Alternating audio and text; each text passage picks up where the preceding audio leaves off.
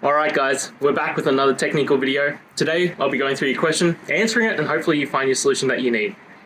Guys, remember to stay just a little bit crazy like me, and hopefully you get to that resolution. Now, let's continue on to the video.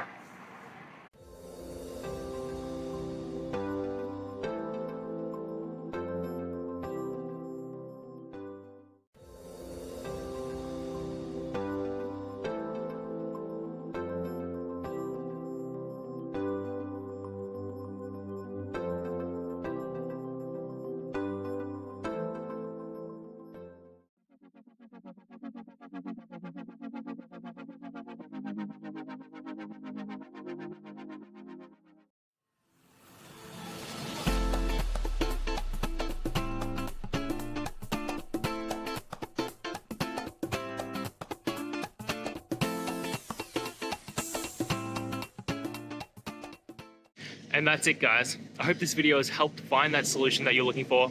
And if it did, please hit the subscribe button. I'd really appreciate it. Now, until the next time that you need technical help, I hope you have a good one.